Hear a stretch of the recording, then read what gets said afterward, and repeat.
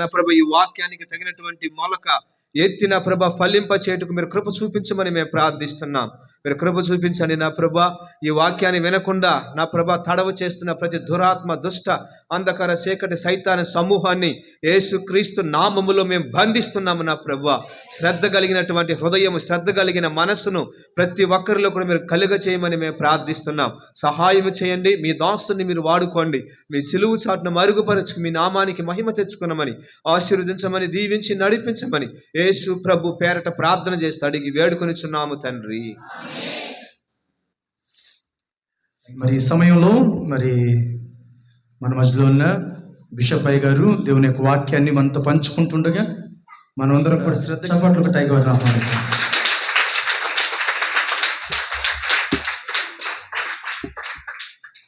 హల్లెలూయా.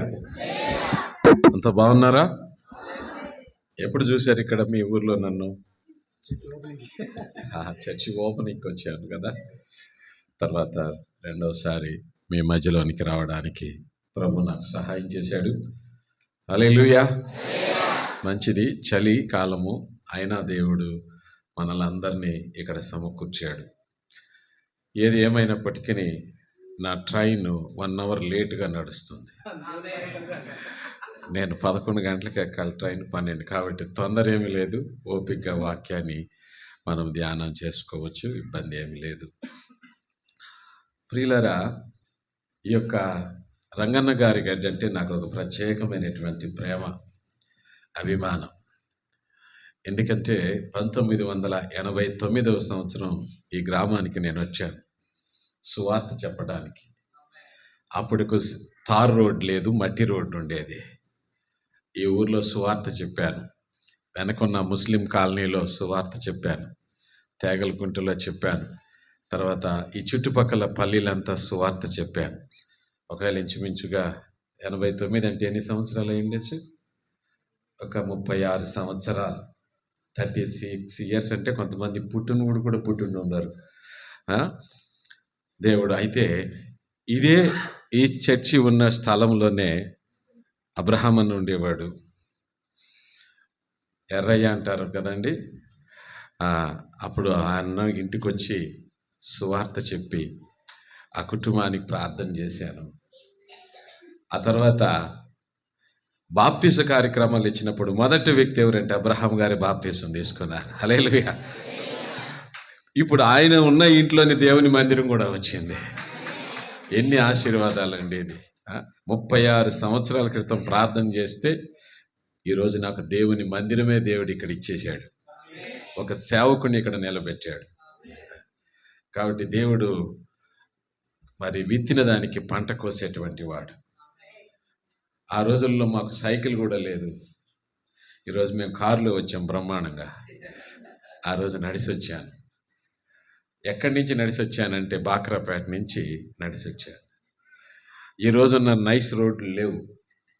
అంటే ఎందుకు లేవు అని అంటే ఆ రోజుల్లో సువార్త సేవకు సహకారం లేదు, అంత ఆర్థిక స్థితి కూడా లేదు. కానీ దేవుని పని చేయాలి అనే ఆశ. ఒక్క రోజు కూడా ఇంట్లో ఉంటే ఒక ఆత్మను నశించిపోతుందేమో, దానివల్ల నేను దేవునికి జవాబు చెప్పాలేమో అనే భయము గుండెల్లో ఉంది. కనుక ఈరోజు ఈ మందిరానికి రావడం నేను ఆశీర్వదించబడినట్టుగా నేను భావిస్తూ ఉంటున్నాను. హల్లెలూయా. ఈ నెలలో ఇంచుమించుగా ఒక 12 మీటింగ్స్, 13 మీటింగ్స్లో ఎక్కడెక్కడో నూజివీడు, ఏలూరు, విజయవాడ, ఎక్కడెక్కడో వాక్యం చెప్పినా ఆ సంతోషం కన్నా మీ దగ్గర వాక్యం చెప్పడం నాకు ఎంతో సంతోషం. గుంటూరులో 10వ తేదీ హైదరాబాద్, 11వ తేదీ గుంటూరు పోయాను. ఏమండి, 15, అలాగే 16, 17, ఈరోజు 18, మళ్ళీ రేపు 19, 20 వరుసగా మీటింగ్లే. రాత్రులేమో ప్రయాణం, పగలేమో వాక్య భార్య. ఎంత ఆనందకరమైన సేవ ఇది. అనేకులను బలపరచడానికి, దేవుని మాటలు చెప్పడానికి సహాయం చేశాడు. ఈ 36 సంవత్సరాల సేవా జీవితంలో దేవా నాకు అద్భుతమైన స్వస్థతలు చేసే వరం ఇమ్మని అడగలేదు, కానీ నీ ప్రజలకు వాళ్ళ హృదయాల్లోకి వెళ్ళగలిగినంత వాక్యం చెప్పగలిగిన కృప దయచేయమని దేవుని అడిగాను. నా ప్రారంభ సేవలో దేవా నేను చేయి పెడితే పడిపోవాలి, లేచిపోవాలి అనుకోలేదు, కానీ అయ్యా నీ మాటలు చెప్పే జ్ఞానం నాకు దయచేయమని దేవుడిని అడిగాను.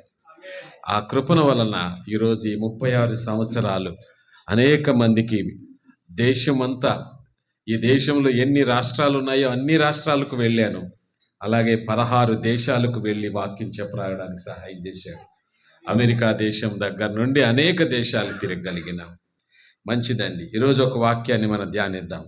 నాకున్న అలవాటు ఏంటంటే కథలు చెప్తూ వాక్యం చెప్పలేను, బైబిల్ చూడకుండా వాక్యం చెప్పలేను. ఖచ్చితంగా నేను బైబిల్ చూస్తాను, మీరు కూడా. నాకంతా వచ్చేసి బైబిల్ అని జిప్పేసుకొని బైబిల్ పట్టుకుని కూర్చున్న వాళ్ళు వేసి వెళ్ళిపోండి ఇంటికి, నిద్రపోండి. కానీ మీకు చదువు వచ్చినా రాకపోయినా ఏం తెరవాలి? బైబిల్ చేతిలో ఉండాలి. Bible is the holy Bible. Hallelujah. It gives holiness to our lives. మన జీవితానికి పరిశుద్ధత ఇవ్వగలిగినట్టు ఏంటి అంటే దేవుని వాక్యం. పరిశుద్ధత మనలోనికి తీసుకుని రాగలిగింది ఏంటంటే దేవుని వాక్యం. మనలో భక్తిని నింపగలిగేది దేవుని వాక్యం. మన ఆత్మీయ జీవితాన్ని దినదినము వర్ధిల్ల చేసేది ఏంటంటే దేవుని వాక్యం. వాక్యం వినకుండా ఒక్క పూట కూడా, ఒక్క రోజు కూడా మీరు ఉండకూడదు. మీకు ఒకవేళ చదువు రాకపోయినా ఎవరో ఒకరి దగ్గర చదివించుకోవటమో లేదా ఏ టీవీలోనో వాక్యం వినటమో చేయాలి. ఎందుకంటే ఆత్మీయ జీవితానికి వాక్యం చాలా ప్రాముఖ్యమైనది. క్రిస్మస్ రోజు వాక్యం కావాలి. ఏ పండుగ అయినా సరే, క్రిస్మస్ అయినా సరే వాక్యమే కావాలి. కాబట్టి లూకా సువార్త 2వ అధ్యాయం, లూకా సువార్త 2వ అధ్యాయం 8వ వచనం నుండి 20వ వచనం వరకు మనం చదువుకుందాం. 8 నుండి 20 వరకు.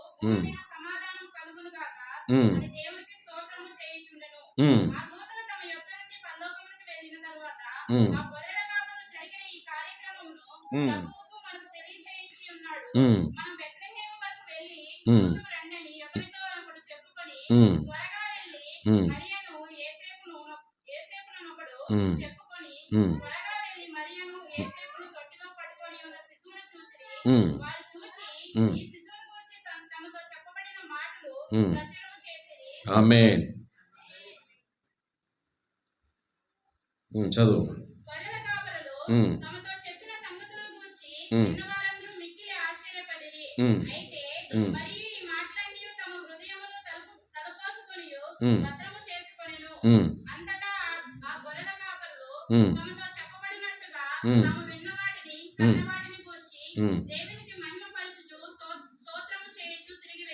ఆమేన్.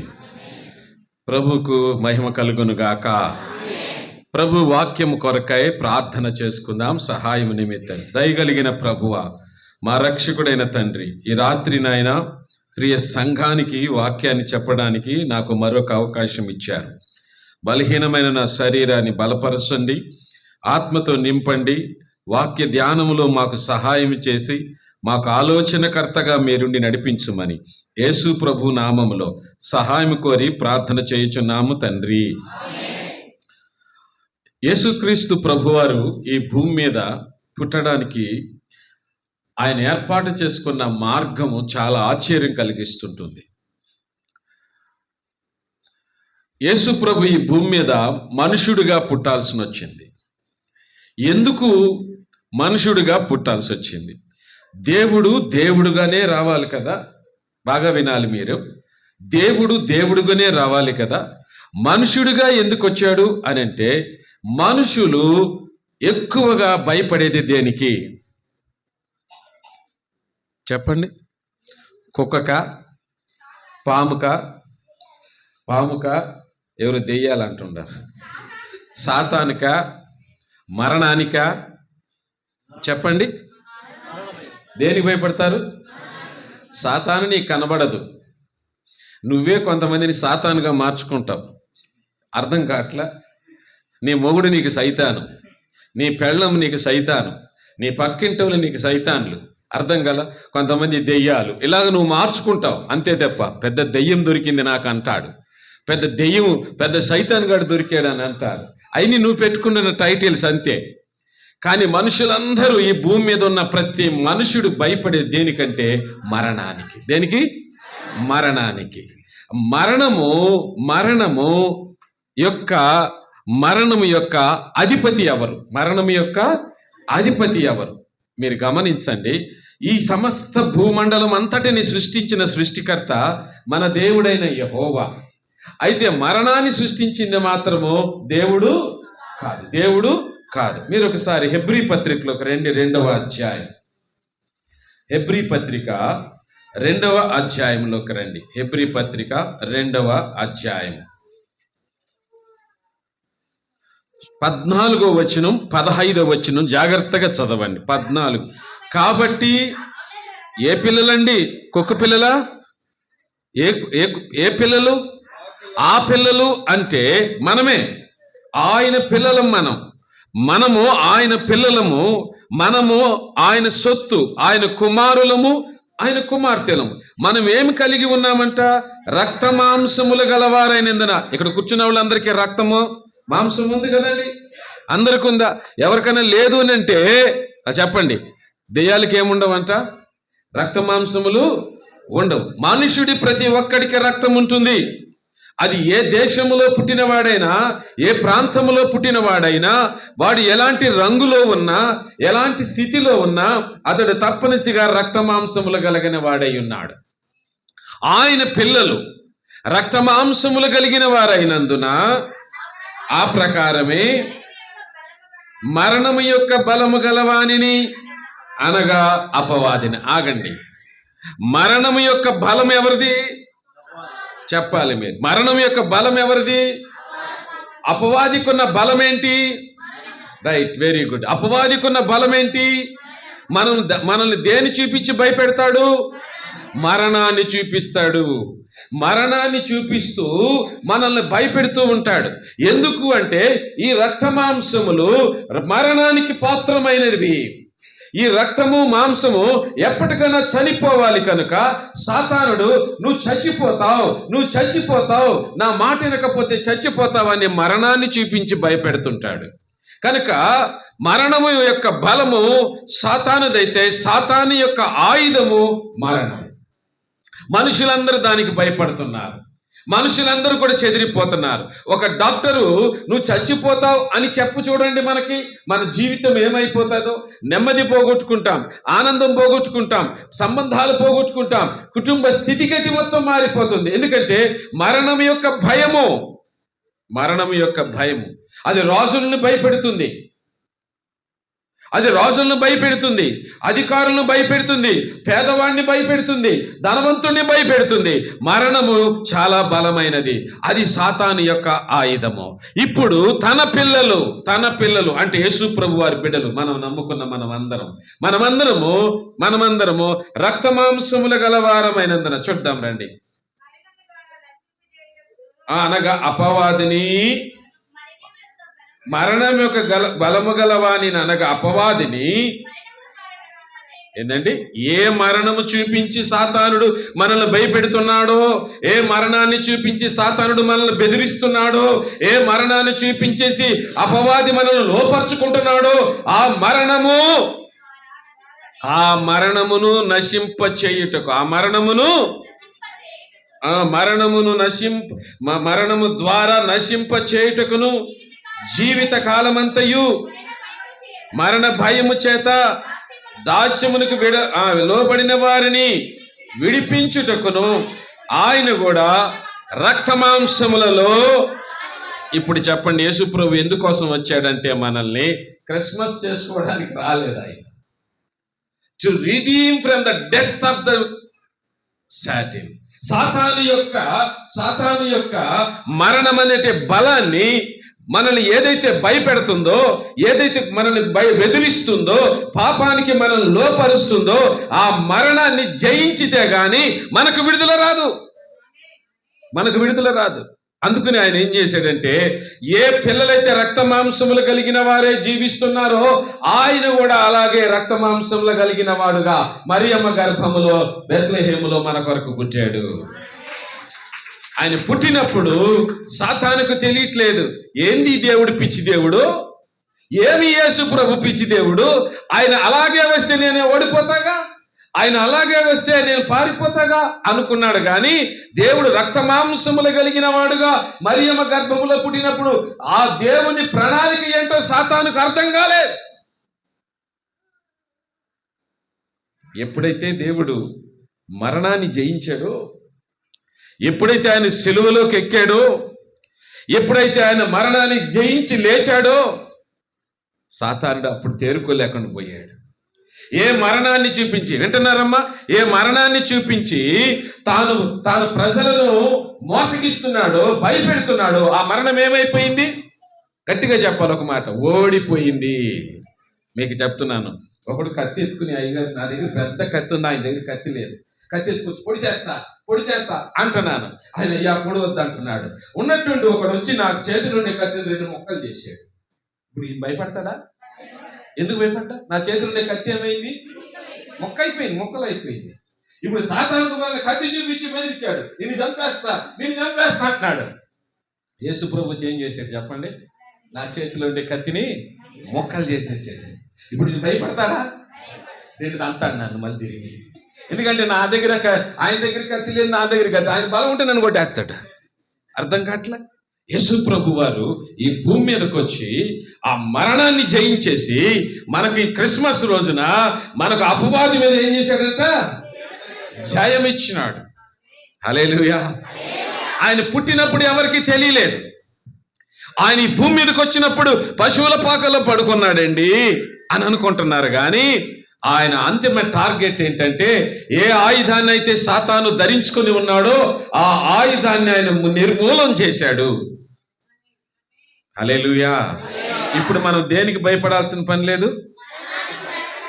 నువ్వు చచ్చిపోతావు అంటే జాగ్రత్త అనాల్సిన పని లేదు. అమ్మ నీకు రోగం వచ్చింది, మనకు భయము లేదు.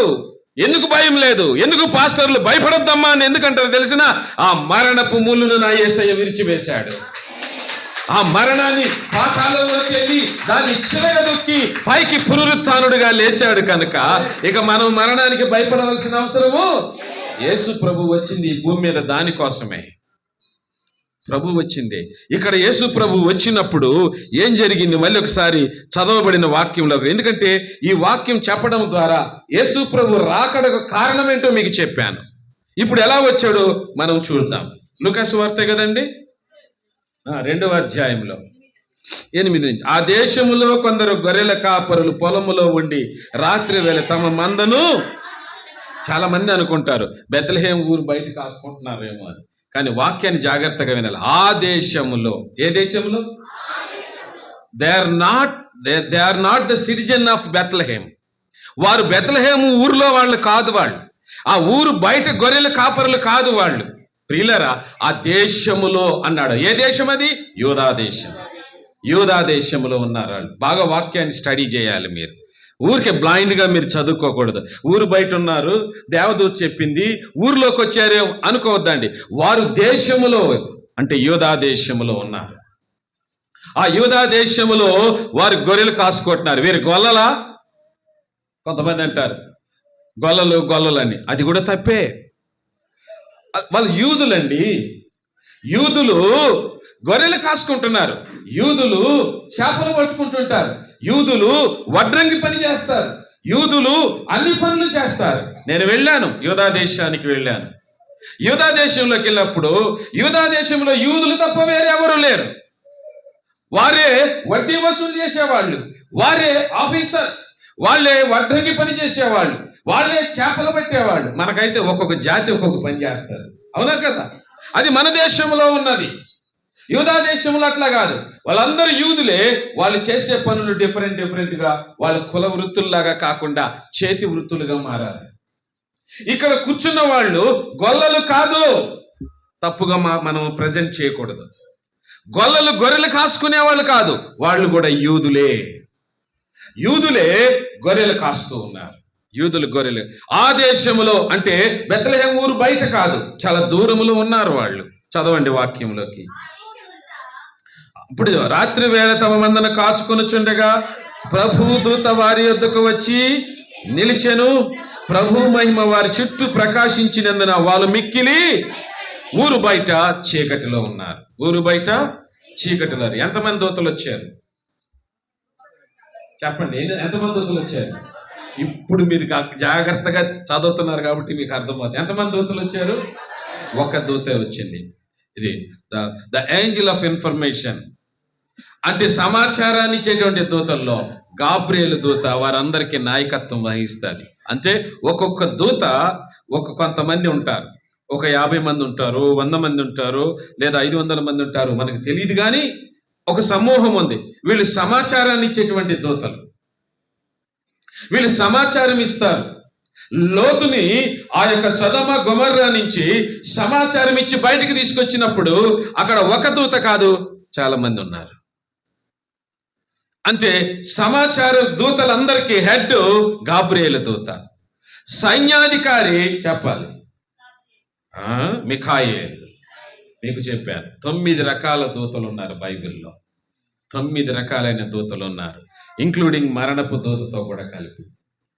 అది మరొకసారి ఏంజల్స్ గురించి ఒక స్పెషల్ మీటింగ్స్ పెడతారు కదా, ప్రత్యేకమైన కూడికలు, అప్పుడు చెప్పుకోవాలి దాన్ని, ఇప్పుడు కాదు. ఈ గాబ్రియేలు దూత వచ్చి నిలబడింది. చెప్పండి ఏం జరిగిందంట?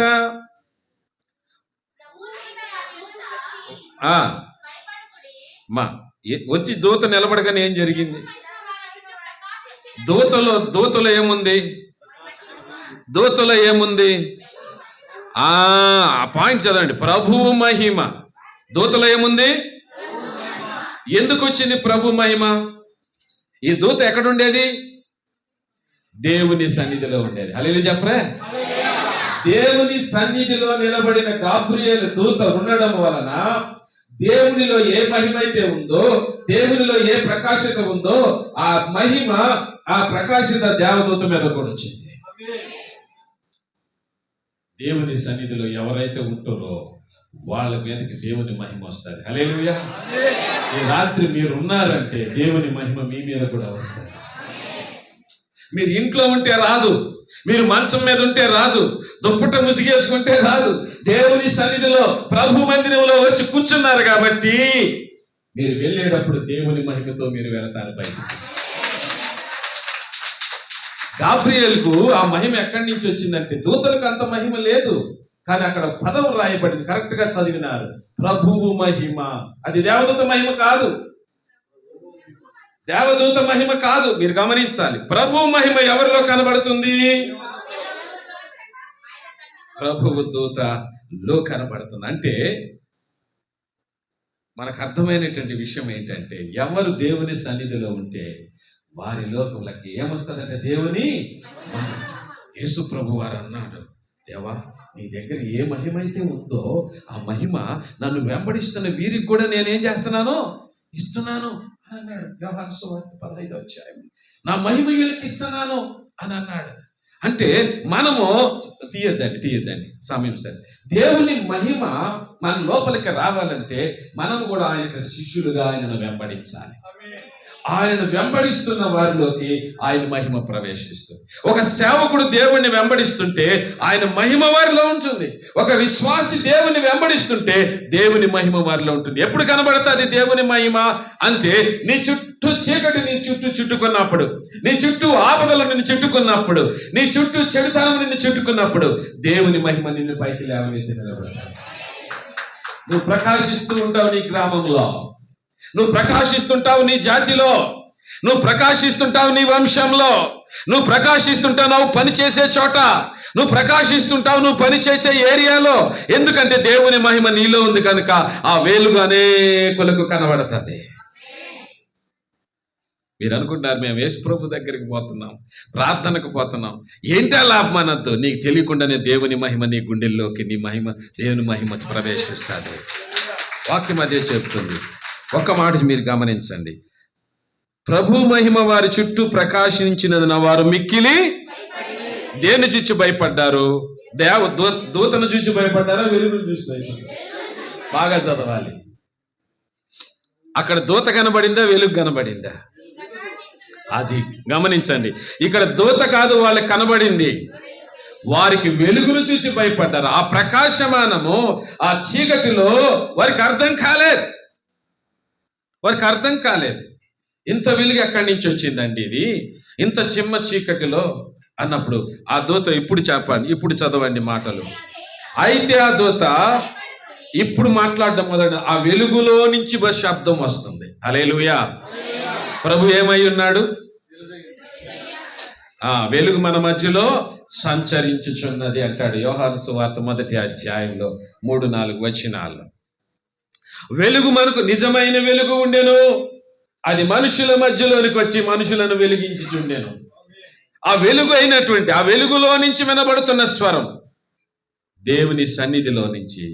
నీవు దేవుని సన్నిధికి వచ్చినప్పుడు దేవుని స్వరాన్ని నువ్వు వినడానికి ప్రభు సహాయం చేస్తాడు. హల్లెలూయా.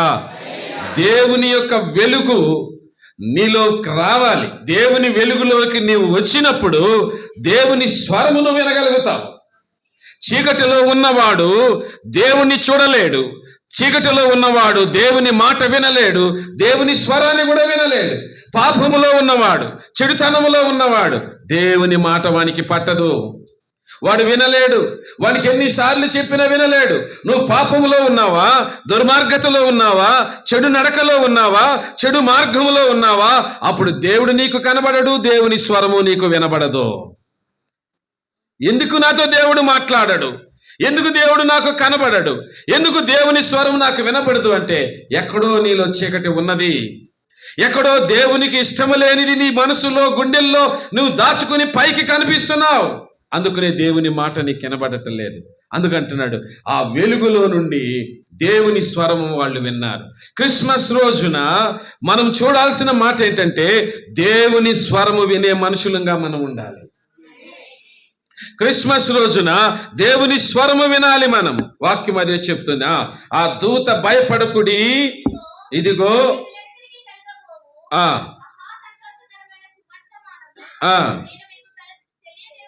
ఆ దూత తీసుకొచ్చినటువంటిది ఏంటి అంటే సువార్త.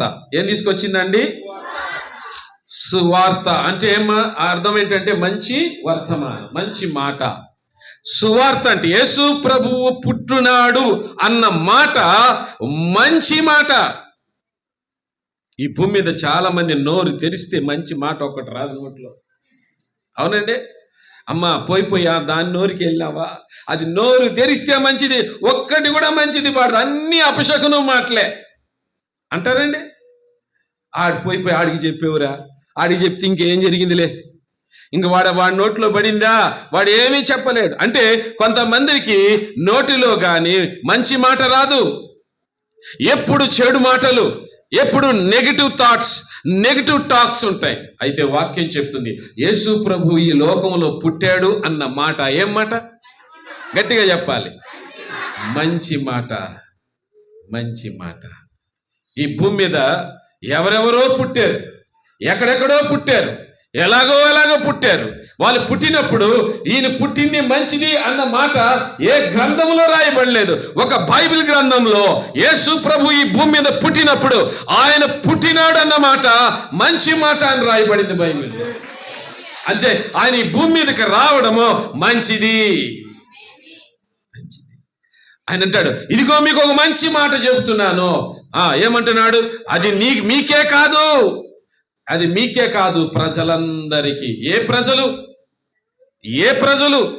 యేసు ప్రభు అమెరికాలో దేవుడు కాదు, యేసు ప్రభు అమెరికాలో పుట్టలేదు, యేసు ప్రభు ఇంగ్లాండ్ దేశంలో పుట్టలేదు, యేసు ప్రభు ఆస్ట్రేలియా దేశంలో పుట్టలేదు. యేసు ప్రభు ఎక్కడ పుట్టాడంటే సౌత్ ఏషియా అనేటువంటి మన ఖండంలోనే యేసు ప్రభు పుట్టాడు. సౌత్ ఏషియన్ కాంటినెంట్స్ లో ఆయన పుట్టాడు. ఆయన పుట్టినది మన ప్రాంతంలోనే. ఆయన పుట్టిన మన ప్రాంతంలోనే, ఆయన శిష్యుడు మన దేశానికే వచ్చాడు ప్రియులారా. అంటే ఆయన అమెరికా కన్నా, ఆస్ట్రేలియా కన్నా, ఇతర ఇంగ్లీష్ కంట్రీస్ అన్నిటికన్నా మన ప్రాంతాన్ని దేవుడు ఎక్కువగా ప్రేమించాడు. అందుకని అంటున్నాడు, యేసు ప్రభు పుట్టాడు అనే మాట ఒక జాతికి సంబంధించిన మాట కాదు, ఒక కులానికి సంబంధించిన మాట కాదు, ఒక దేశానికి సంబంధించిన మాట కాదు. ఇది ప్రజలందరికీ కలగబోయే మహా సంతోషకరమైన మంచి మాట. వాక్యం అదే చెప్తుంది. ఈ మాట చెప్పింది ఎవరు? ఏ రాజో చెప్పలేదు. ఈ మాట చెప్పింది ఎవరు? ఏ మనిషో చెప్పలేదు.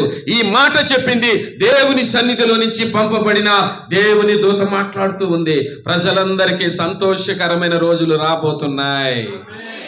మీ దుఃఖములను తీసివేయబడే రోజులు మీ దగ్గర పడ్డాయి. కాబట్టి మీకు ఒక మాట చెప్తాను విను అని అన్నాడు. ఏమని చెప్పాడు అని అంటే, ఆ దావీదు పట్టణమందు నేడు రక్షకుడు మీ కొరకు పుట్టి ఉన్నాడు.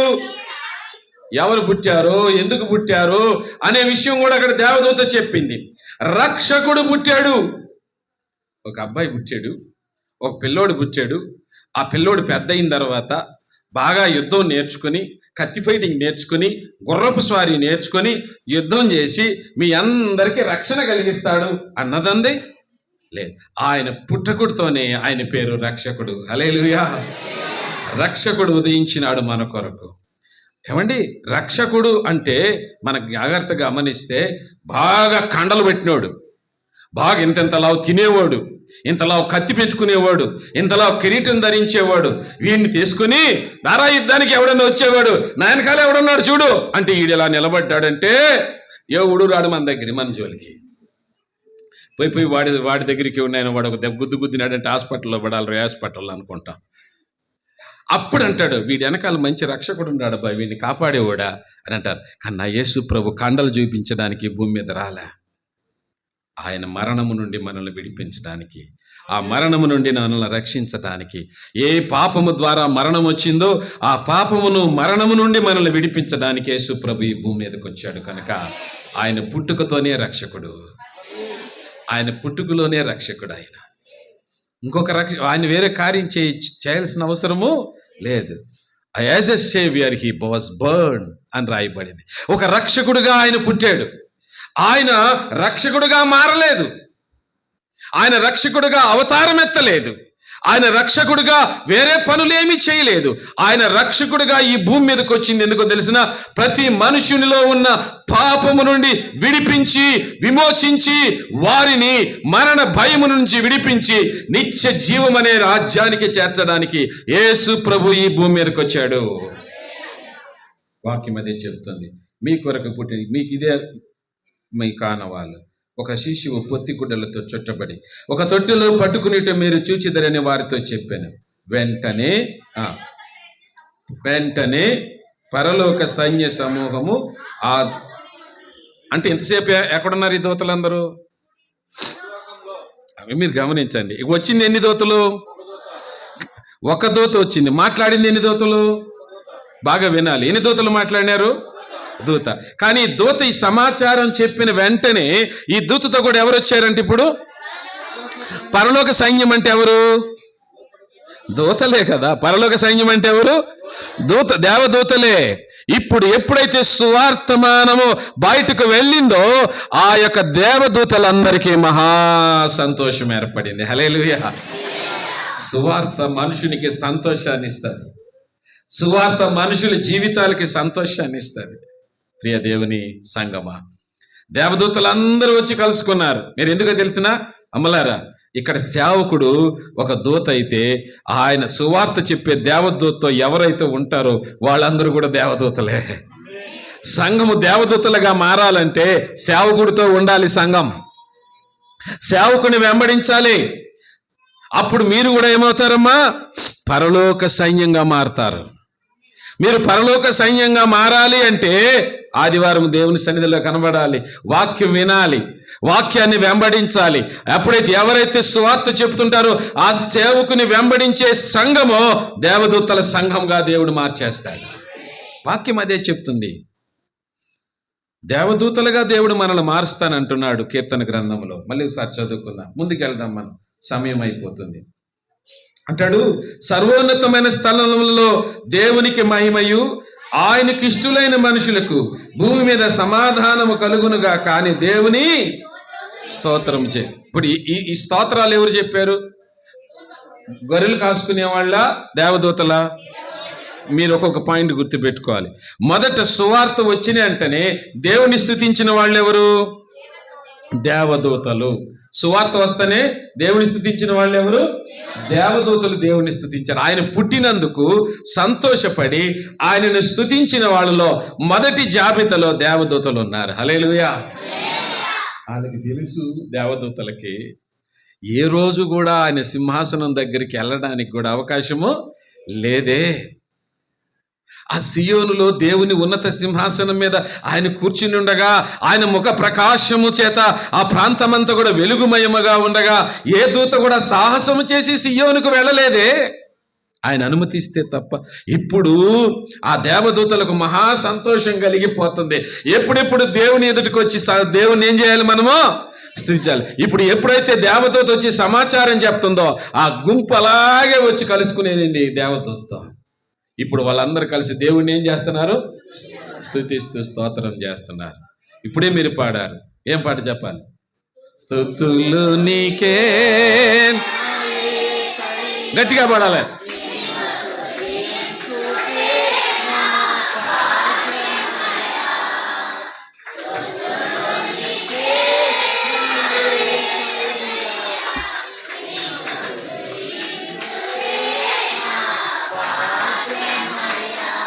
చాలండి. ఇప్పుడు ఆ భాగ్యం ఎలాగొచ్చింది మనకి? ఆ దేవదూతలకు వచ్చిన భాగ్యాన్ని ఈరోజు దేవుడు మీకు కూడా ఇచ్చాడు. ఆ భాగ్యం ఇచ్చావయ్యా.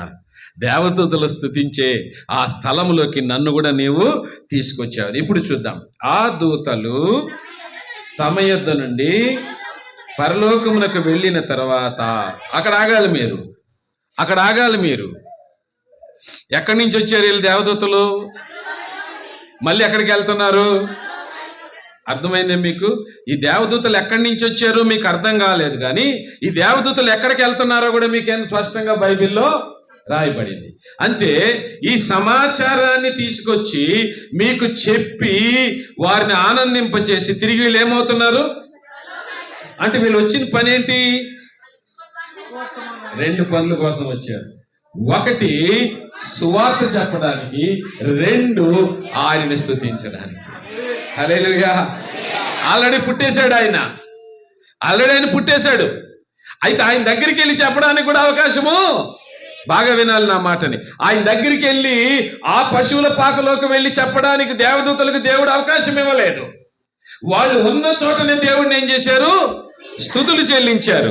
ఆ భాగ్యాన్ని దేవుడు ఎవరికి ఇచ్చాడంటే గొర్రెల కాపరులకు దేవుడు ఇస్తున్నాడు. మనమే. దేవదూతలకు లేని భాగ్యాన్ని దేవుడు ఈ రోజున ఈ యొక్క రంగన్న గారి గడ్డలో క్రీస్తు ఆరాధన మందిరంలో మనందరికీ దేవుడు ఇచ్చాడు. చాలా మంది పోగొట్టుకున్న వాళ్ళు ఉన్నారు, కానీ పోగొట్టుకోకుండా ఇక్కడికి వచ్చిన వాళ్ళు నిజంగా దేవుని మహిమ చేత దేవుడు వారిని నింపునుగాక. ఇక్కడ ఏమన్నా ఏం చేశారు చెప్పండి?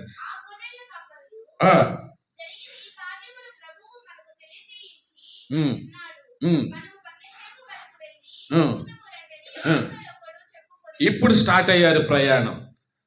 వీళ్ళు బెత్లెహేముకు బయట ఉన్న వాళ్ళు కాదు, ఆ దేశములో అన్నాడు. ఆ ఊరిలో అంటే బెత్లెహేం దగ్గర ఉన్నట్టు వీళ్ళు, ఆ ఊరిలో అంటే ఆ ఊరు బయట ఉన్నట్టు. కానీ ఇక్కడ ఏమని రాయబడింది? ఆ దేశములో స్పెసిఫిక్ గా రాయబడింది. ఏ బైబిల్ అయినా అదే మాట్లాడుతారు. అంటే వీళ్ళు ఎక్కడో గొర్రెల కాపర్లు కాసుకుంటున్నారు యూదా దేశంలో. మీరు గమనించండి, యూదా దేశం వేరు, యెరూషలేం వేరు. మేము యూదా దేశానికి వెళ్ళినప్పుడు నెబో పర్వతంకి వెళ్ళాం. మేము యూదా దేశానికి వెళ్ళినప్పుడు కొన్ని ప్రాంతాలు ఉన్నాయి. మేము యూదా దేశం నుంచి తిరిగి మేము యెరూషలేంకు రావాలంటే బస్సులో ప్రయాణం చేశాం. దేంట్లో ప్రయాణం చేసామమ్మా? మంచి ఏసీ బస్సు ఎక్కితే అది ఇంచుమించుగా 1 గంట సేపు మమ్మల్ని తీసుకుని వచ్చి బెత్లెహేంలో వదిలింది మమ్మల్ని. మేము బెత్లెహేంలో 4 రోజులు ఉన్నాం. బెత్లెహేం అనే ఊర్లో 4 రోజులు ఉన్నాం. యూదా దేశం నుంచి వచ్చాం మేము. మాకు బస్సులో వస్తేనే మరి అంత టైం పట్టింది కదా. ఒక 100-150 కిలోమీటర్ల స్పీడ్లో వస్తున్న బస్సుకి అంత టైం పట్టినప్పుడు ఈ గొర్రెల కాపరులు ఆ ప్రాంతము నుండి బెత్లెహేం రావడానికి ఎంత టైం తీసుకుంటారో మీరు ఆలోచన చేయండి. అంత దూరం వాళ్ళు ప్రయాణం చేసుకొని వచ్చారు. దేనికోసం వచ్చారు? చదవండి 15వ వచనంలో. 15 వాళ్ళందరూ మాట్లాడుకుంటున్నారు గ్రూప్గా. మనము వెళ్ళి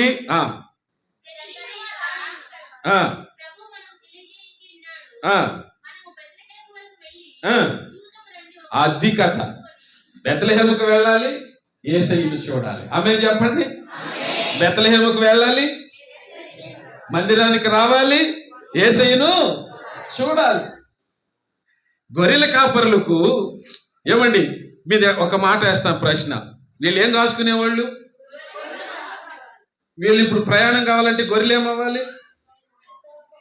గొర్రెలు ఏమవ్వాలి? విడిచిపెట్టాలి. మనం విడిచిపెడతామా?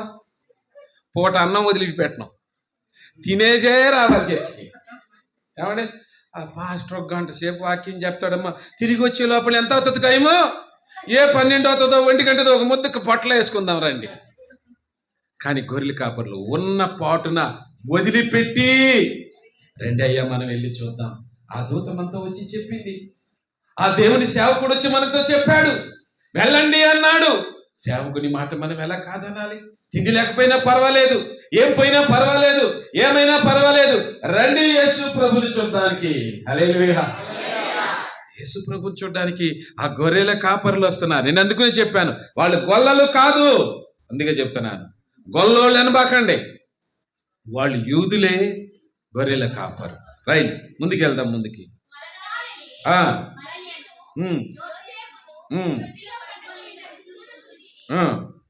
ఆ శిశువును గూర్చి తమతో చెప్పబడిన మాటలు, అది ఏ మాటలైతే దేవదూత వాళ్ళతో చెప్పిందో, ఏ విధంగా మాట్లాడిందో, ఆ మాటలన్నీ కూడా మరియమ్మ యోసేపుతో చెప్పారు. వాళ్ళు, అమ్మా మేము ఫలానా దేశంలో గొర్రెలు కాసుకునేవాళ్ళం, మేము గొర్రెలు కాసుకుంటుండే ఇప్పటికి 1 వారం రోజుల నుంచి గొర్రెలు కాసుకుంటున్నాం. మేము గొర్రెలు కాసుకుంటుండగా ఉన్నట్టుండి ఒక పెద్ద వెలుగు వచ్చింది. ఆ వెలుగులో నుంచి ఒక స్వరము వినబడింది. ఆ స్వరం ఏమని చెప్పింది అంటే, మీరు ఇదిగో బెత్లెహేముకు వెళ్ళండి, నేడు రక్షకుడు మీ కొరకు పుట్టి ఉన్నాడు అని ఇదిగో ఈ శిశువుని గురించి చెప్పింది. అతడు పొత్తిగుడ్డలతో చుట్టబడిన వాడై ఒక తొట్టిలో పండుకొని ఉండుట మీరు చూచెదరు అని మాకు దేవదూత చెప్పింది. అందుకోసం మేము ప్రయాణమై మేము వచ్చాము అని ఆ యేసు ప్రభు వారికి గర్భము, ఏ గర్భములో నుంచి అయితే పుట్టాడో ఆ మరియమ్మ గారితోనూ వారికి తండ్రిగా ఉన్న వారితోనూ. యేసేపుకు యేసు ప్రభు పుట్టలేదు, ఎందుకంటే యేసు ప్రభు పరిశుద్ధాత్మ చేత గర్భము ధరించబడిన ఆ మరియ గర్భములో పుట్టాడు కనుక తండ్రి లేనివాడు ఆయన దగ్గర చెప్పినప్పుడు వాళ్ళిద్దరు ఏం చేశారు, ఆ తల్లిదండ్రులు ఏం చేశారు చూడండి. గొర్రెల కాపరులు తమతో చెప్పిన సంగతుల్ని విని వారందరూ మిక్కిలి ఆశ్చర్యపడిరి. అయితే మరి ఆ మాటలన్నీ తన హృదయములో ఎవరికి చెప్పారు? ఫస్ట్ దేవదూత వచ్చి వాళ్ళకి చెప్పింది, మీ కొరకు రక్షకుడు పుట్టి ఉన్నాడు, ఈయన ప్రభువైన క్రీస్తు. అనగా రక్షకుడు అంటే అర్థం ఏంటంటే, యేసు అన్న పదానికి అర్థము రక్షకుడు. యేసు అంటే అర్థం ఏంటి? అది ఏ ఇంగ్లీషు పదమో కాదు, అది ఏ దేశానికి సంబంధించిన పదము కాదు. యేసు అన్న పదముకి స్వచ్ఛమైన అర్థం ఏంటంటే రక్షకుడు. రక్షకుడు. ఈ మాట యేసు ప్రభు పుట్టక ముందే 2 సార్లు బైబిల్లో రాయబడింది. ఎక్కడండి? 2 సార్లు రాయబడింది. అదే దేవదూత మరియమ్మ గర్భము ధరించక మునిపే ఆయన కనబడి ఆ మరియమ్మతో చెప్పింది. మీరు లూకాసు వార్తలోకి రండి, ముందు భాగంలోకి మీకు కనబడుతుంది ఆ మాట. నా సొంత మాటలు కాదు, పరిశుద్ధ బైబిల్ గ్రంథములో ఏమి రాయబడిందో ఆ మాటలే నేను మీకు తెలియజేస్తున్నాను. చెప్పండి, ఎక్కడుంది ఆ మాటని? ఆ దూత లోపలికి వచ్చి ఆమెను చూచి, దయాప్రాప్తురాలా, నీకు శుభము, ప్రభువు నీకు తోడై ఉన్నాడు, అని చెప్పాను. 30వ వచనములో మరియా భయపడకము, దేవుని వలన నీవు కృప పొందితివి, ఇదిగో నీవు గర్భము ధరించి కుమారుని కందువు, ఆయనకు యేసు అని పేరు. ప్రజలను వారి పక్క నుంచి ఇమ్మానుయేలుగా మార్చాడు. ఆయన ప్రజలను వారి పాపముల నుండి ఆయన విడిపించును గనుక ఆయనకు యేసు. యేసు ప్రభు పుట్టింది క్రైస్తవ మతాన్ని స్థాపించడానికి కాదు. యేసు ప్రభు పుట్టింది మరి ఏదో సాధించడానికి కాదు. ప్రజలను వారి పాపముల నుండి రక్షించగలిగిన దేవుడుగా ఆయన ఈ భూమి మీదకి వచ్చాడు. అందుకని అంటున్నాడు, ఇక్కడ రెండో మాట మనం చూస్తున్నాము. ఆయన అంటున్నాడు, రక్షకుడు పుట్టి ఉన్నాడు. Is a Born as a saviour. ఆయన రక్షకుడుగా పుట్టాడు. ఆయన వేరే పేరుతో పుట్టలేదు. ఆయన పుట్టుకలోనే రక్షణ ఉంది. ఆయన పెరుగుతున్నప్పుడు రక్షకుడుగా పెరిగాడు.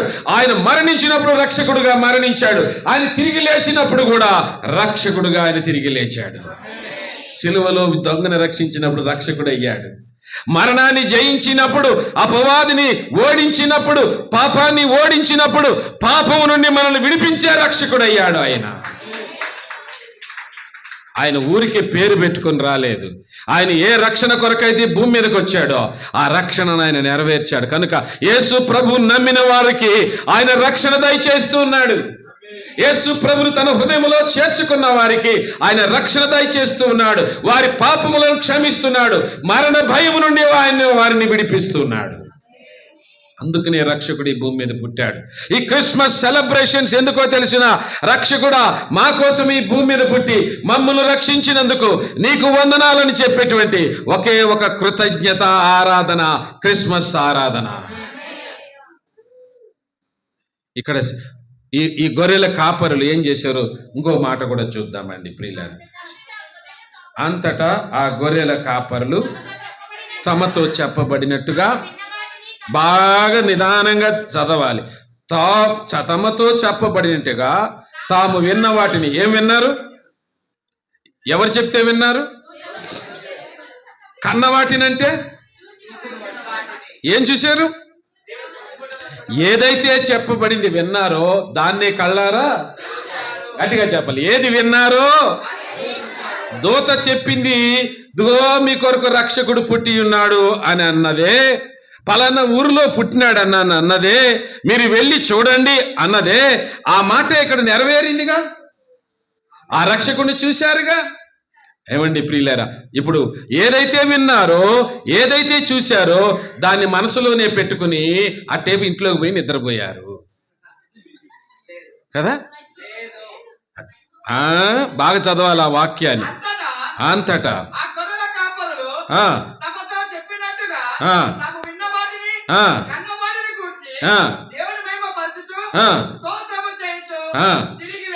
హల్లెలూయా. వారు విన్న వాటిని, కన్న వాటిని ఇక చెప్పడం మొదలు పెట్టారు. ఏం చేస్తున్నారమ్మా?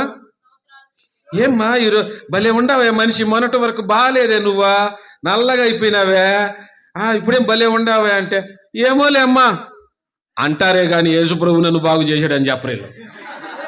అర్థం కాలే? చర్చికి పోతున్నామని చెప్పరు. ఎందుకో తెలిసిన, చర్చికి పోతున్నాము అని అంటే యేసు ప్రభు బాగు చేసినాడు అంటే నీ సత్యంలో పోద్ది. తప్పు కదమ్మా.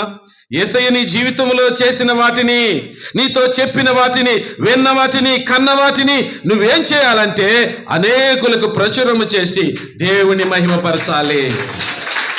గొర్రెల కాపరులు గమ్మునుండలే. విన్న వాటిని, కన్న వాటిని అన్నిటినీ చెప్పుకుంటూ వెళ్ళారు. గొర్రెల కాపరులు ప్రచురము చేశారు దేవుని సువార్తను. ఈరోజు యేసు ప్రభుని నమ్మిన నీవు ఈ సంవత్సరం అయిపోతుంది, ఎంతమందికి యేసు ప్రభుని గురించి చెప్పావు? ఎంతమందిని దేవుని ప్రభు దగ్గరికి నడిపించావు? ఏమండి, ఒకసారి అడిగితే నేను రావడమే కష్టమయ్యా, ఇంకొకరిని ఆడ తీసుకొచ్చేది కదండి. కానీ వాక్యం అది కాదు చెప్తుంది. వాక్యం మనతో మాట్లాడుతున్నది. చూడండి, యోహాను రాసిన మొదటి పత్రిక, మొదటి అధ్యాయం 1వ వచనం. యోహాను పత్రిక జీవవాక్యమును గూర్చినది. ఆది నుండి ఏది ఉండెనో, మేము ఏది వింటిమో, కనులారా దేనిని చూచితిమో, ఏది నిదానించి చూచితిమో, మా చేతులు దేనిని తాకి చూచెనో వాటిని మీకు తెలియజేయుచున్నాము. ఆమేన్.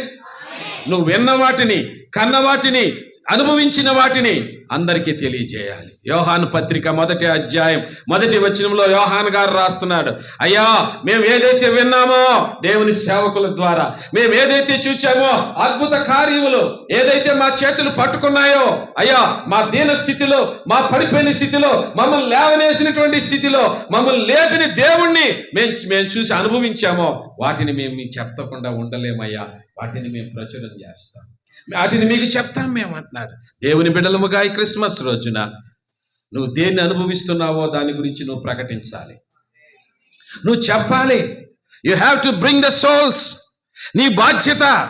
నా వరకే కాదు, సువార్త అంటే నీ వరకే కాదు. దేవదూతకు తెలిసిన సంగతి గొర్రెల కాపరులకు చెప్తే గొర్రెల కాపరులు మరియమ్మకు చెప్పారు, ఇంకా అనేకులకు చెప్పారు వాళ్ళు. నీ బాధ్యత అది. వాక్యం అదే మనతో మాట్లాడుతున్నట్టుగా చూస్తున్నాను. చూడండి, మత్తయి సువార్త 11వ అధ్యాయం 4వ వచనం. మత్తయి సువార్త 11వ అధ్యాయం 4వ వచనం త్వరగా తీసుకుంటే, మీరు వెళ్ళి ఏమన్నాడండి? కన్న వాటిని యోహానుకు తెలిపి. ఒక ఆయనకు సందేహం వచ్చింది, రాబోయే మెస్సియావు నువ్వేనా? దేవుడు నువ్వేనా? రక్షకుడు నువ్వేనా? వేరొకరి కొరకు కనిపెట్టాలా అని తన శిష్యుల్ని యేసుప్రభు దగ్గరికి పంపించారు. యేసుప్రభు నేనే యేసుప్రభునే అని అనలే. బాబులారా రండి అని దగ్గరకు పిలిచి, మీరు ఏదైతే విన్నారో, మీరు ఏదైతే చూశారో, మీరు ఏదైతే అనుభవిస్తున్నారో వాటన్నిటిని తీసుకెళ్ళి ఏం చేయండి, ఆయనే డిసైడ్ చేసుకోమనండి నేను ఎవరు అనేది. ప్రియులారా, మనం విన్న వాటిని, కన్న వాటిని చెప్పినప్పుడు ప్రభు అందరికీ పరిచయం అవుతాడు. ఆయనకి చెప్పాలంటే నువ్వు ఏదో గొప్ప ప్రసంగికులు అవ్వాల్సిన పని లేదు. నువ్వు విన్న వాటిని, కన్న వాటిని అంటే అదే పిల్లలకి అంటాం, అది కాదు. చూచిన వాటిని. ఏం చూసావు? నీ సంఘములో అద్భుతాలు చూస్తున్నావు. ఏం చూచావు? నీ కుటుంబంలో అద్భుతాలు చూస్తున్నావు. ఏం చూస్తున్నావు? నీ జీవితంలో అద్భుతాలు చూస్తున్నావు. వాటిని చెప్పు చాలు. అయ్యో నాకు బైబిల్ రాదు, అయ్యో నాకు ప్రసంగం రాదు అనకండి. అది మీ బాధ్యత కాదు. మీరు విన్న వాటిని చెప్పండి, మీరు చూచిన వాటిని చెప్పండి, మీరు అనుభవించిన వాటిని చెప్పండి. యేసు ప్రభు వారికి దొరుకుతాడు. హల్లెలూయా. అదే అంటున్నాడు అక్కడ యేసు ప్రభు వారు, అదే మాట అంటున్నారు. అపోస్తుల కార్యం 4వ అధ్యాయం 20వ వచనం. అపోస్తుల కార్యం తీసుకోండి, గబగబా తీసుకోండి. 4వ అధ్యాయం 20వ వచనం ఏమంటున్నాడండి? కన్న వాటిని, విన్న వాటిని చెప్పక ఉండలేం రా బాబు. బాబు ఎవరికి చెప్పకండిరా మీరు? ఆ యేసుప్రభు గురించి చెప్పకండిరా, ఆ యేసుప్రభుని గురించి మాట్లాడకండిరా అంటుంటే ఇక్కడ అంటున్నారు, మేము విన్న వాటిని, కన్న వాటిని చెప్పక ఉండలేమయ్యా, మేము చెప్పకుండా ఉండలేమయ్యా. నువ్వు అటంటే ఎట్లా? అది కాదు, దేవుడు మాతో చెప్పాడు. ఈ రోజుని మేము ఒక్కరోజు కూడా ఖాళీగా ఉండలేమయ్యా, ఒక పూట కూడా ఖాళీ ఉండలేమయ్యా. మా పరుగు మేము ఏదైతే అనుభవించామో అది అనేకులకు చెప్పాలయ్యా. హల్లెలూయా. మరి ఈ సంవత్సరంలో ఎంతమందికి నువ్వు చెప్పావు? ఈ సంవత్సరం అయిపోతుందిగా, అయ్యా నా వంతుగా నేను ఒక 10 మందికి అయ్యా యేసయ్య గురించి చెప్పాను అని చెప్పగలవా? అయ్యా నా పక్కింటి యేసయ్య గురించి చెప్పాను, నా ఎదురింటి వాళ్ళకు చెప్పాను, నాతో పని చేసే వాళ్ళకి నేను చెప్పాను, చెప్పగలవా? చెప్పకపోతే ఇంకొక వారం ఉంది టైం చెప్పి. హల్లెలూయా. ఇంకా వారం దేవుడు టైం ఇచ్చాడు. ఎందుకో చెప్పనా? ఎక్కడ ఈ మాటలు నువ్వు తప్పిపోతావని. అలా నువ్వు చెప్తే నువ్వు గొర్రెల కాపరులతో సమానమవుతావు. నువ్వు చెప్తే దేవదూతలతో సమానం అవుతావు. వాక్యం చెప్తుంది, నేను విన్న వాటిని, కన్న వాటిని చెప్పకుండా నేను, కొంతమంది అంటారు నేను తినకుండా ఉండలేను. తర్వాత చెప్పండి, నేను నిద్రపోకుండా, నేను తిట్టకుండా, నేను కొట్టకుండా, ఇవన్నీ బాగానే ఉంటాయి. ఎందుకురా అట్లా కొడతాండావంటే నాకు అలవాటు అంటాడు. పిచ్చోడా, అవి కాదురా చెప్పాల్సింది, అది కాదు నువ్వు చేయాల్సింది. యేసయ్య నీ జీవితంలో చేసిన కార్యాలను, యేసయ్య నీతో మాట్లాడిన మాటలను, యేసయ్య నీ జీవితాన్ని మార్చిన కార్యాలను, నీ బ్రతుకుని మార్చిన కార్యాలను, నీ పాపిష్టి జీవితంలో నుంచి, చెడిపోయిన జీవితంలో నుంచి దేవుడు ఎలాగ నిన్ను పరిశుద్ధుడిగా మార్చాడో, ఆ నిత్య రాజ్యానికి నిన్ను మార్చుకోవడానికి ఆయన ఎంతగా నీ వైపు తిరిగాడో అవి చెప్పు. వెళ్ళి అవి చెప్పు. ఇంటికి వెళ్ళి, పక్కింటికి వెళ్ళి, ఆ పక్కింటికి వెళ్ళి, ఏం కూర, ఏం తిన్నావు, ఏం కట్టావు, ఏం కొన్నావు అనేవి కాదు. అవి కాదు. ఈరోజు కొత్తవి, రేపు పాతవి, రేపు సంవత్సరానికి చినిగినవి. అంతేనా? ఈరోజు ఏంటి, రేపటికి, ఇంకో సంవత్సరానికి మసిగుడ్డ. అర్థమవుతుందా? ఇష్టపడి కొనుక్కున్న వాటిలో లాస్ట్కు మసిగుడ్డగానో, దండాను గానో ఎక్కడో ఒక చోట వేస్తావు. అర్థం కాల. కానీ దేవుని మాటలు ఎప్పటికీ విలువైనవే. ఆ మాటలు నీ నోట్లో పలకాలి. ఆ మాటలు ఎప్పట్లో జీవం ఉంటుంది. అది ఈ రోజైనా రేపైనా ఏ యుగ యుగములకు శాశ్వతమైన జీవము కలిగిన మాటలు అవి. ఇక్కడ ఈ శిష్యులు అంటున్నారు, ఆయన చెప్పిన మాటలను ప్రచురము చేస్తూ వచ్చారు, తలపోసుకుంటూ వచ్చారు. వెళ్ళిన తర్వాత ఆ జరిగిన కార్యమును మనకు తెలియజేసినాడు. మనం బెత్లెహేముకు వెళ్ళి చూద్దాం రండి. ఒకనితో ఒకడు చెప్పుకుంటూ వచ్చారు. అంటే వీళ్ళ గ్యాంగ్ అంతా బయలుదేరింది. అంటే ఎలాగండి, ఒక టీమే బయలుదేరేసింది. గొర్రెలేమైనాయో తెలియలే, చెప్పుకుంటూ వస్తున్నారు కదా. ఆ దూత వచ్చినప్పుడు బలి ఉనింది కదా వీళ్ళకు. ఆ మాట వింటున్నప్పుడు బలి ఆనందం కలిగింది కదా. ఏదో దేవుడు పుట్టాడంట. అది పోయి మనకెందుకు చెప్పారండి? మనం ఏంటి గొప్పవాళ్ళమా? మనం ఊరు బయట ఉన్న వాళ్ళం. ఊర్లో ఉండే వాళ్ళకి తెలియదు యేసుప్రభు పుట్టిన సంగతి. చెప్పాలి. ఎవరికి తెలిసింది ఫస్ట్? గట్టిగా చెప్పండి. అర్థమైందా? ఊరు బయట ఉన్న వాళ్ళకి సువార్త వచ్చింది. ఇప్పుడు వాళ్ళు వెతుక్కుంటూ వెళ్తున్నారు. వీళ్ళు వెళ్తుంటే అందరూ వెళ్ళారు, ఒకరికొకరు మాట్లాడుకుంటూ వెళ్తున్నారు. సువార్త అనేకులను ఐక్యపరుస్తుంది. సువార్త అనేకులను ఐక్యపరుస్తుంది. వాళ్ళందరి హృదయాలను ఒక్కటిగా చేసింది. వాళ్ళందరి మనసుల్లో ఒకటే, వెళ్ళి ప్రభువును చూడాలని. కాబట్టి సువార్త నిన్ను ఐక్యపరచాలి. ఒక సంఘంలో ఉన్నావు, సంఘంలో ఐక్యంగా ఉంటూ అనేకులను నడిపించడానికి తీసుకురావాలి. అందుకుంటాడు, నేను విన్న వాటిని, కన్న వాటిని మేము ప్రచురము చేయకుండా, అండర్లైన్ చేసుకోవాలి దాని ఆ మాటని. 22వ అధ్యాయం అపోస్తుల కార్యం 15వ వచనం. అపోస్తుల కార్యం 22వ అధ్యాయం మేము కన్న వాటిని గూర్చియు విన్న వాటిని గూర్చియు. ఎవరి ఎదుట? ఏంటోళ్ళు వాళ్ళు? ఏ మనుషులంటే ఏ రకం అంటున్నాడు. మేము విన్న వాటిని, కన్న వాటిని ఎవరి ఎదుట? సకలము. ఎక్కడికి పోయినా సరే, ఏ ప్రాంతానికి వెళ్ళినా సరే. నేను గౌహతికి వెళ్ళాను, అస్సాం రాష్ట్రంలో. వాళ్ళ భాష మనకు రాదు, అస్సామీ భాష. నా భాష వాళ్ళకి రాదు, వాళ్ళ భాష నాకు రాదు. నేను ఈ విధంగా తెలుగులో ప్రసంగం చేస్తే వాళ్ళు చర్చి వదిలిపెట్టి వెళ్ళిపోతారు. ఎందుకంటే ఒక ముక్క కూడా వాళ్ళకి అర్థం కాదు. అక్కడికి వెళ్ళిన తర్వాత నేను సువార్త చెప్పడం మొదలు పెట్టాను. ఆ గౌహతిలో పాస్టర్స్ కాన్ఫరెన్స్ లో ఉదయం చెప్పాను, సాయంకాలం ఒక బ్యాప్టిస్ట్ చర్చిలో సువార్త అందిస్తూ ఉన్నాను. భాష ఏదన్నా కానివ్వండి, చెబుతున్న మాట వాళ్ళ హృదయాలను తాకింది. హల్లెలూయా. నేను ఇంగ్లీష్లో ప్రసంగం చేస్తుంటే ఒక ఆయన నా ఇంగ్లీష్ ప్రసంగాన్ని అస్సామీలోకి ట్రాన్స్లేట్ చేసిన తర్వాత అస్సామీ వాళ్ళకి ఇద్దరు వచ్చి నాతో చెప్పారు, అయ్యా ఈరోజు మీ మాటలు మా హృదయంలో చేరాయి. హల్లెలూయా, హల్లెలూయా. సకల మనుషులకు. ఒకరోజు అమెరికా వీధిలో నేను పాస్టర్ గారు నడిచిపోతా ఉన్నా, జెర్సీ సిటీలో అమెరికా. ఒక నల్లటాయన ఒక చిన్న స్పీకర్ బాక్స్ ఇలాంటిది పెట్టుకొని, మైక్ పెట్టుకొని సువార్త చెప్తున్నాడు అమెరికా వీధిలో.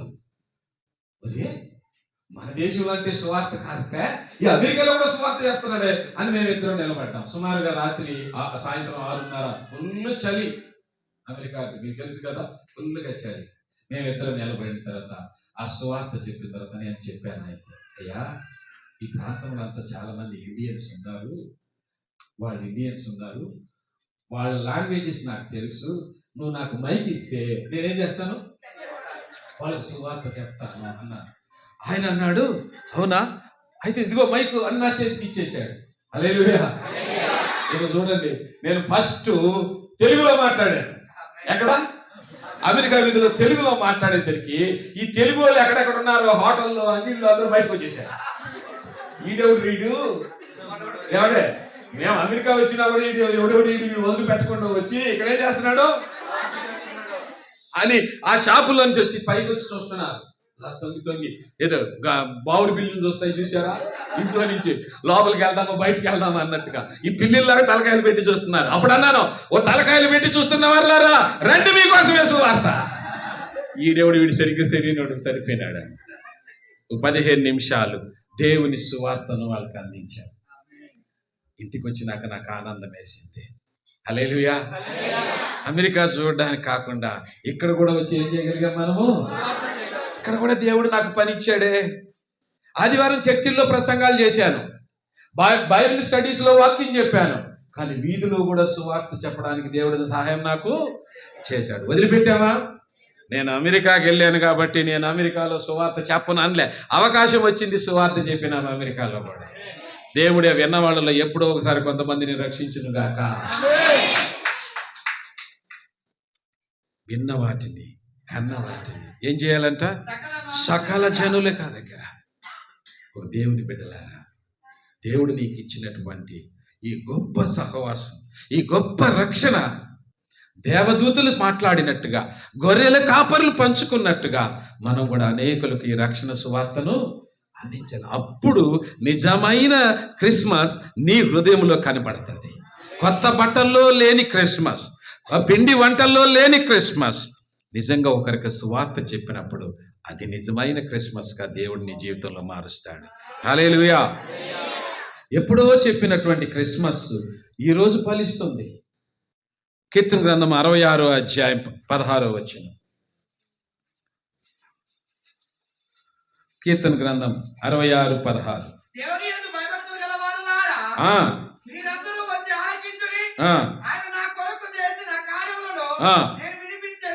ఏ దావీదు ఏమంటున్నాడంట?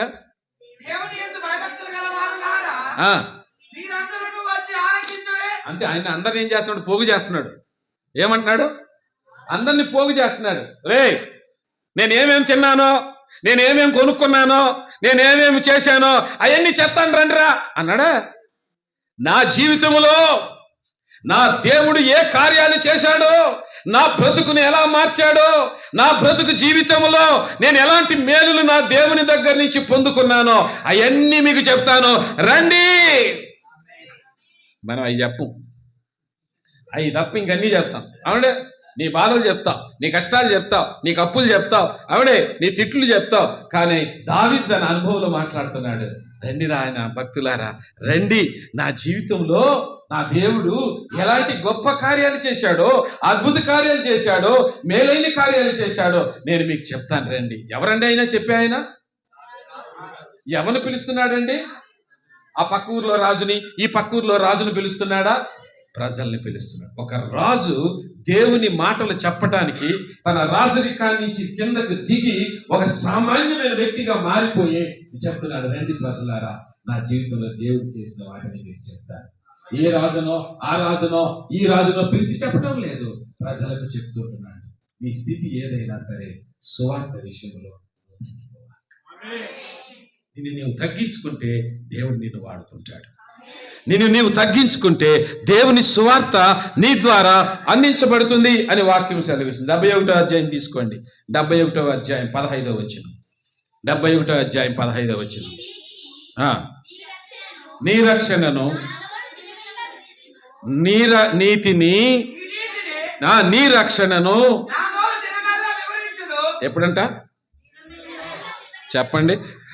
నీ నీతి, నీ రక్షణ ఒక గంట అరగంట చెప్పండి. ఒక గంట అరగంట. దీనం వెళ్ళంటే ఎన్ని గంటలు? మనం 24 hours ఏం చేస్తామో మీకు మీరే చెప్పుకుంటున్నారే. ఏం చేస్తామో మీకే తెలుసు. అంటే అందరూ ఒక పని చేయరు, అందరూ మనిషికి వేరే వేరే పనులు ఉంటాయి. కానీ ఇక్కడ అంటున్నాడు భక్తుడు, దినమెల్లా నీ కార్యాలని నేను ఏం చేస్తాను? వివరిస్తాను. హల్లెలూయా. అంటే తిండి మర్చిపోతున్నాడు, నిద్ర మర్చిపోతున్నాడు, అన్ని మర్చిపోయి దేవుని కార్యాలను వివరించడానికి మొదలుపెట్టాడు. ఇది నిజమైన భక్తి జీవితం. దావీదు ఎందుకు దేవునికి ఇష్టడుగా మారాడంటే ఇదిగో ఇలాగా జీవించాడు కాబట్టి. ఇలాగ మాట్లాడాడు కాబట్టి చివరి మాటలు చెప్పి నేను ముగించడానికి ఇష్టపడను. 119 కీర్తన తీసుకోండి, 13 చూడండి.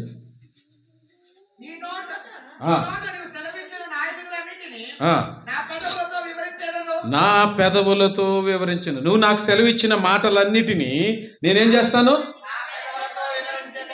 వేరే పెదవులు అక్కర్లేదు, నా పెదవులు చాలు నాకు. నా పెదవులతో నేను వివరిస్తాను. 46వ వచనం చదవండి.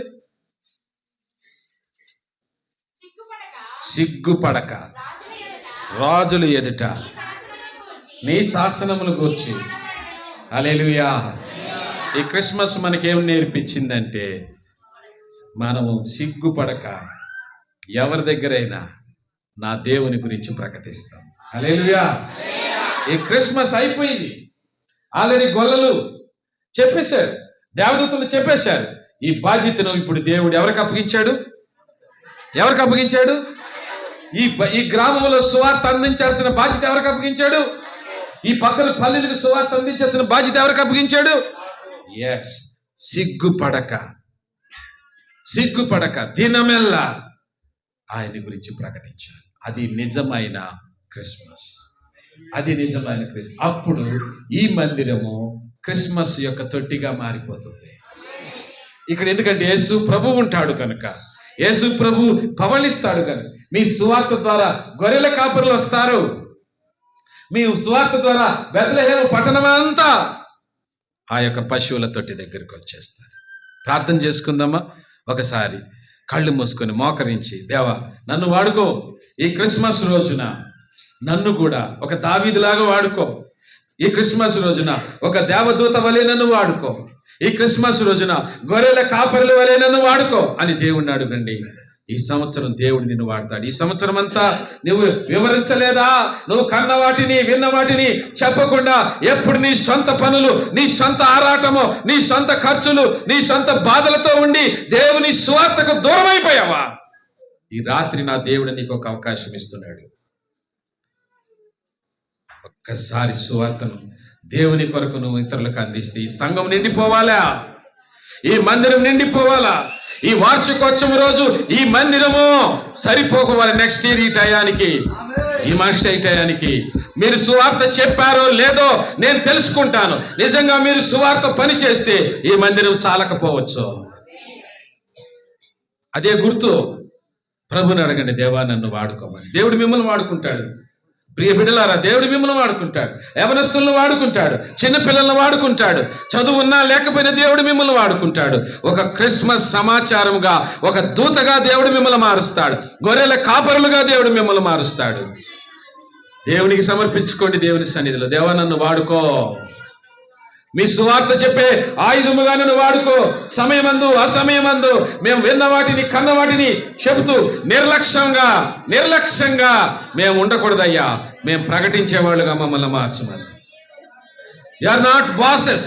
మేము బాసులు కాదయ్యా, మేము యజమానులం కాదు, మీ సేవకులం, మీ దాసులం నాయన. మేము మమ్మల్ని వాడుకో. దేవుడు మిమ్మల్ని వాడుకుంటాడు.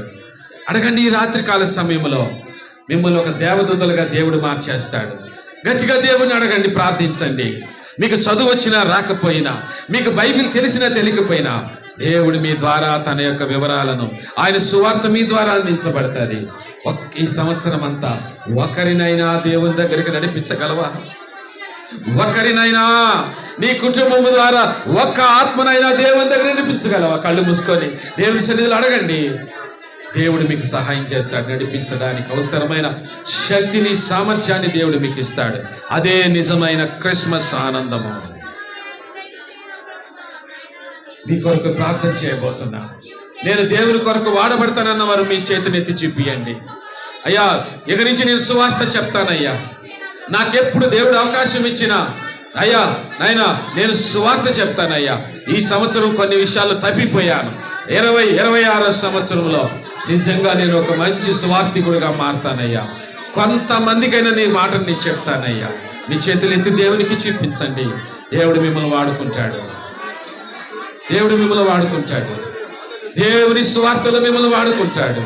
ప్రభువు పనిలో దేవుడు మిమ్మల్ని వాడుకుంటాడు. మహాపరిశుద్ధుడైన తండ్రి, మీకు వందనాలయ్యా. నీ బిడ్డల చేతులు ఎత్తిన బిడ్డలందరినీ మీరు పట్టుకోండి, మంచి సువార్థికులుగా మార్చండి. అనేకులకు సువార్త చెప్పి, రక్షణ వార్త చెప్పి నీ సన్నిధిలో నడిపించడానికి, నాయనా నీ రక్షణలోకి నడిపించడానికి సహాయం చేయమని యేసయ్య నామములో ప్రార్థన చేయుచున్నాము తండ్రి. ఈ రాత్రికాల సమయంలో చక్కటి వాక్యాన్ని మనం విన్నాం కదా. ఎంతమంది ఆశీర్వించబడ్డారు? దేవుడికి మహిమ కలుగును గాక. ఊరు బయట ఉన్న సువార్త ఎక్కడికి వచ్చిందంట? ఊరిలోకి దేవుడు తీసుకొచ్చాడు. ఇప్పుడు మనం చేయవలసిన పని ఏంటి? మనం ఉన్న గ్రామంలో దేవుని సువార్త చెయ్యగలగాలి. దేవుడికి మహిమ కలుగును గాక. మరి సమయంలో మరి క్యాలెండర్ ఆవిష్కరణ ఉంది. ప్రియమైన దేవుని బిడ్డలారా, మరి 2026 సంవత్సరం క్యాలెండర్ని ప్రార్థనాపూర్వకంగా ఆవిష్కరించబోతున్నాం.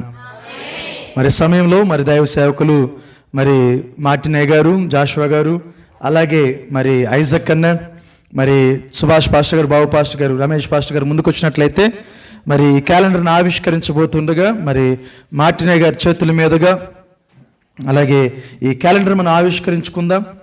మరి ఈ క్యాలెండర్ నిమిత్తమై మన మధ్యలో ఉన్న జాషువా గారు, పాస్టర్ జాషువా గారు ప్రార్థన నడిపిస్తారు.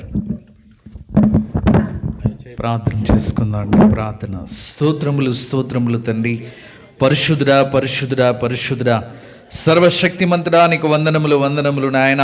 నీ ఘనమైన దివ్యమైన నామమునకు నాయన లెక్కలేని కృతజ్ఞతాస్తుతులు చెల్లిస్తున్నాం. ఇదిగో ప్రభా, ఈ సమయంలో నాయన అయా మరి నాయన అయా క్రీస్తు ఆరాధన మందిరాన్ని మీరు ప్రేమించి నాయన ఇదిగో వారి యొక్క అయా సంఘ జీవితానికి, కుటుంబ జీవితానికి అవసరమైన నాయన భౌతికమైన క్యాలెండర్ని 2026 సంవత్సరానికి సంబంధించిన క్యాలెండర్ని ఈ దినమున నాయన అయా మరి నాయన ఈ ప్రాంతంలో ఆవిష్కరించబోచుండగా ప్రభా, ఇదిగో నాయన ఈ క్యాలెండర్ని నాయన ఎవరెవరి గృహాలకు నాయన మీరు తీసుకువెళ్ళుచు ఉన్నారు ప్రభా, ఎవరెవరి గృహాలకు నాయన నీ సేవకులు నాయన బహుమానంగా ఇవ్వబోచున్నారు ప్రభా. ఇదిగో ఆ క్యాలెండర్లో రాయబడిన ప్రతి వాక్యము ద్వారా నాయన అయా మరి ఆ గృహాలకు అవసరమైన ఆదరణ, నెమ్మది, సమాధానమును, రక్షణను, క్షేమాన్ని నాయన ఆశీర్వాదాన్ని కలిగించే క్యాలెండర్గా ఆ క్యాలెండర్ని మీరు మలచమని ప్రార్థిస్తున్నాను. ఇదిగో నజరేయుడైన యేసు నామములో నాయన ఇదిగో ఆ క్యాలెండర్లో నాయన మేము ప్రార్థన పూర్వకంగా అయా నీ మహిమ కొరకు నాయన ప్రార్థన పూర్వకంగా నాయన వాటిని నాయన రిలీజ్ చేయబోచుండగా ప్రభా, నీ మహిమ నాయన నీ ప్రభావం నాయన ఆ క్యాలెండర్కి దిగి వచ్చును గాక ప్రభా. ఎవరి గృహాలకైతే ఆ క్యాలెండర్ వెళ్ళబోచున్నదో ప్రభా, వారి గృహాల్లో ఉన్న ప్రతి చీకటి శక్తులు, ప్రతి అంధకార శక్తులు నజరేయుడైన యేసు నామములో తొలగించండి ప్రభా. మీరే కృప చూపించండి. ఆ క్యాలెండర్లో ఏమీ లేదు ప్రభా, ఆ క్యాలెండర్లో కేవలం నీ మాటలు మాత్రమే ఉన్నాయి, నీ వాక్యం మాత్రమే ఉన్నది. నీ వాక్యమును నాయన వారి గృహాలకు వెళ్ళుచుండగా నాయన వాక్యము వెళ్ళడు తోడే నీ కార్యములు జరుగుతాయని నీ వాక్యము సెలవిచ్చినట్లుగా ప్రభా, అయా నీ వాక్యమే మాకు ఆదరణ కలిగించేది, నీ వాక్యమే మమ్మల్ని బ్రతికించేది నాయన. ఆ క్యాలెండర్లో రాయబడిన ప్రతి వాక్యము నాయన ఏ గృహములకు వెళ్తే ఆ గృహములో నీ కార్యములు జరిగించమని నజరేయుడైన యేసు నామములో ప్రార్థించి అడిగి వేడుకొంచున్నాం తండ్రి, ఆమేన్.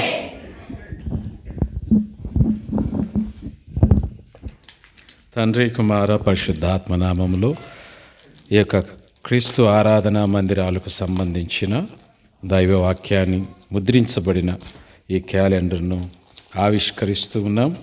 ఇది అనేకుల యొక్క ఆత్మీయ జీవితానికి మేలుకరంగాను ఆశీర్వాదకరంగాను ప్రభువు మార్చునుగాక. ఆమేన్.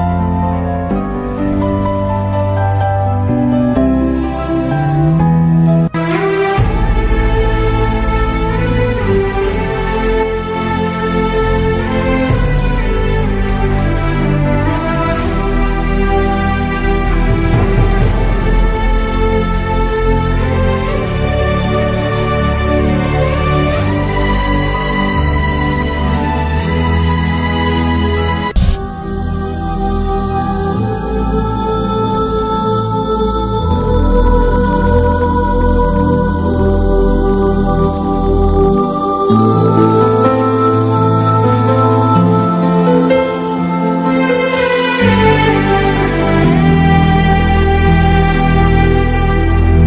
గారు మరి ప్రార్థన నడిపిస్తారు. చివరి ఆశీర్వాదాలు మరి మాటనే గారిస్తారు.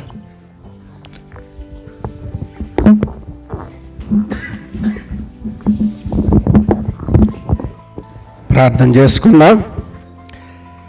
దయగల తండ్రి, మహిమగల రాజా, మీకు వందనాలు నైనా. ఈ దినములో శుభవర్తమానము గల దినముగా మాకు ఇచ్చినందుకు వందనాలు.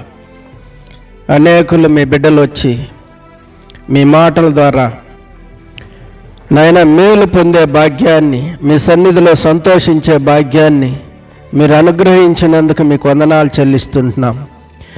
నైనా మీ వాక్యపు వెలుగులో ఈ బిడ్డలందరినీ మీరు దీవించినందుకు మీకు వందనాలు చెల్లిస్తుంటున్నాం. మీరు చేసిన మేలన్నిటికై మీకు కృతజ్ఞతాస్తుతులు చెల్లిస్తూ మమ్మల్ని అందరినీ మీ కరుణాహస్తాలకు అప్పచెప్పుకుంటూ యేసు ప్రభు నామములో అడిగి వేడుకుంటున్నాం తండ్రి, ఆమేన్. ఆశీర్వాదం తీసుకుందాం.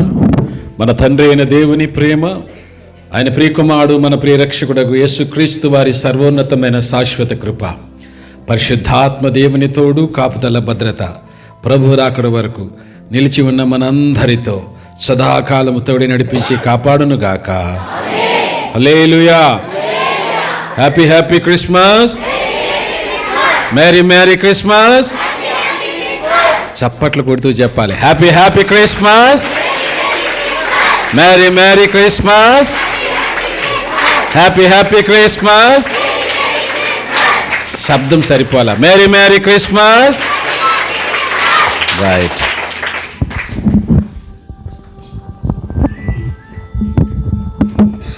ప్రభునందు ప్రియమైనటువంటి వాళ్ళారా, కూడి వచ్చిన మీ అందరూ కూడా మన ప్రభు అయినటువంటి యేసు క్రీస్తు వారి శుభప్రదమైన నామంలో మీ అందరికీ వందనాలు.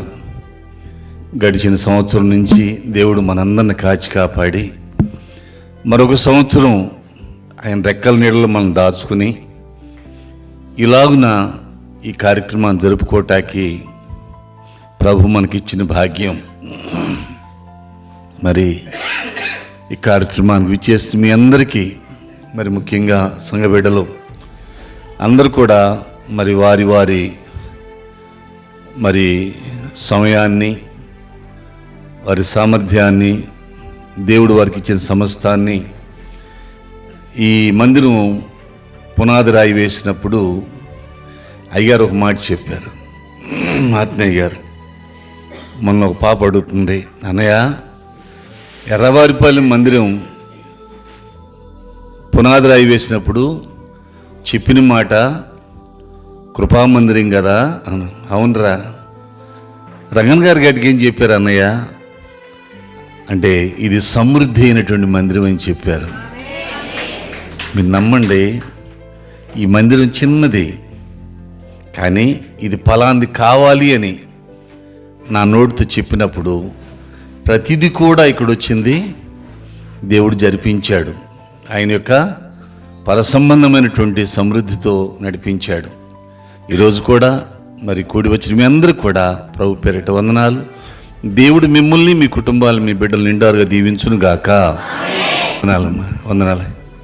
అలాగే పిలవంగానే మరి మా పెద్దబ్బాయి గుర్తుందా మీకు? అలాగే ఐజాక్ అన్న నాకు వయసులో చిన్నవాడే, నాకు మంచి స్నేహితుడు. అలాగే మార్టిని గారు, బిషప్ గారు, మరి మా కుటుంబంలో కష్టకాలాల్లో తరం పడుతున్నప్పుడు పక్కన నిలబడి, బ్రదరు నువ్వు భయపడమాకు, నేను ఉండాను, మనకు దేవుడు ఉన్నాడు. గొప్ప పోరాటం. ఆ పోరాటంలో కూడా దేవుడు జయమిచ్చాడు బాగ్రాబాద్ చర్చ్ విషయంలో. అలాగే జోషువా గారు సహోదరులు మాకు ఒక 2 సంవత్సరాల నుంచి మా సేవతో మాతో కలుసుకుని మరి చక్కగా మరి సేవ డెవలప్ అవడానికి వారు కూడా ఎంతో మాతో కూడా ఉంటూ మరి ఒక ఆనందముళ్ళలాగా మాతో కూడా వారు కూడా ప్రయాణం చేస్తూ ఉండగా వారిని వారి కుటుంబాన్ని దేవుడు దీవించినట్లుగా, అలాగే బాబన్న మరి వారు చంద్రగిరి ప్రాంతంలో సేవ చేస్తారు. ఈ మధ్య కాలంలో మన పరిచర్లో కలుస్తూ నడుస్తూ ఉండగా ముందు రోజులు మనందరం కలిసి కూడా దేవుని యొక్క రాజ్యాన్ని కడదాం, ఏదో కులాన్ని గట్టేవాళ్ళం కాదు, మతాన్ని గట్టేవాళ్ళం కాదు, కానీ అనేక ఆత్మలు సంపాదించాలి. ఆఖరి దినాల్లో దేవుడు మనకిచ్చినటువంటి ఆయుష్లో ఆయన పనిచేయటానికి దేవుడు మనందరికీ కృపా బలం అనుగ్రహించునుగాక. అందరికీ వందనాలమ్మా. అందరికీ